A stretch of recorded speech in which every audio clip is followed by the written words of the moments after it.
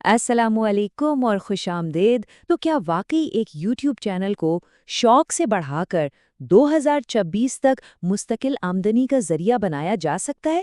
جی ہاں، بالکل، لیکن اس کے لیے ایک خاص بلو پرنٹ چاہیے۔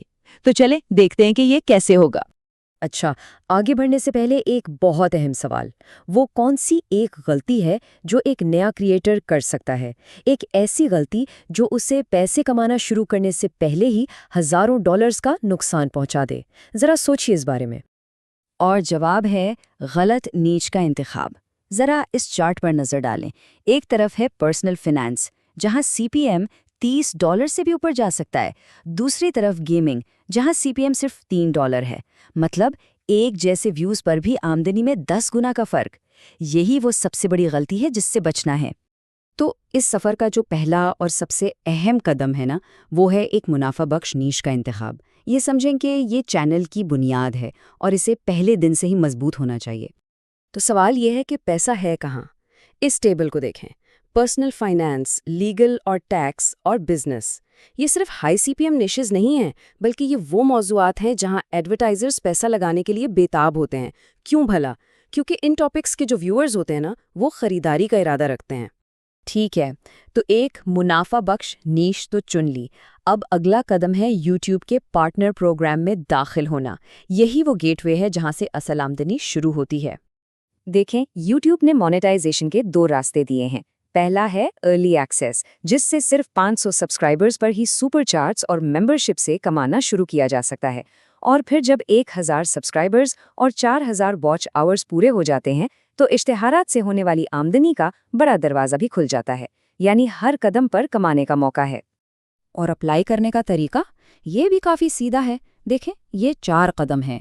یوٹیوب اسٹوڈیو میں شرائط قبول کریں، ایڈسنس اکاؤنٹ جوڑیں، سیکیورٹی کے لیے 2 اسٹیپ ویریفیکیشن آن کریں، اور بس پھر ریویو کا انتظار۔ تھوڑا صبر تو چاہیے، لیکن پروسیس بالکل صاف ہے۔ تو چلیں فرض کریں کہ چینل پارٹنر پروگرام میں قبول ہو گیا ہے، مبارک ہو۔ لیکن اب اصل سوال، یوٹیوب کریٹرز کو پیسے دیتا کیسے ہے؟ چلیں اس آمدنی کے انجن کو ذرا سمجھتے ہیں۔ لمبی یعنی روایتی ویڈیوز کے لیے حساب بالکل سیدھا ہے۔ کریٹر کو اپنے مواد پر دکھائے جانے والے اشتہاروں کی آمدنی کا 55% ملتا ہے۔ یہ نمبر یاد رکھیے گا۔ لیکن یوٹیوب شارٹس کا معاملہ تھوڑا مختلف ہے۔ یہاں کریٹرز کو ایڈ ریونیو کے ایک پول سے 45% حصہ ملتا ہے۔ اب یہ 10% کا فرق شاید چھوٹا لگے، لیکن اس کا آمدنی پر اثر بہت گہرا ہے۔ اور وہ کیسے؟ آئیے دیکھتے ہیں۔ اور یہیں پر کریٹرز کے لیے ایک بہت بڑا اسٹریٹجک فیصلہ سامنے آتا ہے۔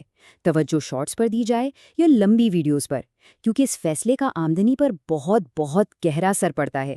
ذرا ان اعداد و شمار کو دیکھیں۔ 1,00,000 ویوز پر ایک لمبی ویڈیو $700 کما سکتی ہے۔ اب اتنی ہی کمائی کے لیے شارٹس کو 10 ملین یعنی 1 کروڑ ویوز چاہیے۔ یہ 100 گنا کا فرق ہے۔ تو بات بالکل صاف ہے، اصل پیسہ لمبی ویڈیوز میں ہے۔ اس ساری بات کا خلاصہ اس ایک جملے میں ہے: شارٹس پہنچ میں جیتتے ہیں، لمبی ویڈیوز کمائی میں۔ مطلب یہ کہ شارٹس کو زیادہ سے زیادہ لوگوں تک پہنچنے کے لیے استعمال کریں، لیکن آمدنی کا جو بنیادی انجن ہے وہ لمبی ویڈیوز کو ہی بنائیں۔ اچھا، تو آمدنی شروع کرنا ایک بات ہے، لیکن اسے محفوظ رکھنا ایک بالکل الگ چیلنج ہے۔ تو اب ہم اس سفر کے آخری لیکن شاید سب سے اہم حصے کی طرف بڑھ رہے ہیں، یعنی اصولوں پر عمل کر کے اپنی محنت کی کمائی کو بچانا۔ یوٹیوب کی ری یوزڈ کانٹینٹ یعنی دوبارہ استعمال شدہ مواد کی پالیسی ڈی مونیٹائزیشن کی سب سے عام وجہ ہے۔ اس کی تعریف کچھ یوں ہے: دوسرے ذرائع سے لیا گیا مواد جسے بغیر کسی اصلی تبصرے یا تعلیمی قدر کے دوبارہ استعمال کیا گیا ہو۔ تو یوٹیوب کس قسم کے مواد کو مسترد کرتا ہے؟ سوچیں، جیسے دوسرے چینل سے کلپس اٹھا کر ایک کمپائلیشن بنا دی جس میں کوئی نیا تبصرہ نہ ہو، یا اپنے پسندیدہ شو کے کلپس کو بس جوڑ دیا بغیر کسی کہانی کے۔ یہاں تک کہ ایسی ریاکشن ویڈیوز بھی جن میں تبصرہ نہ ہونے کے برابر ہو۔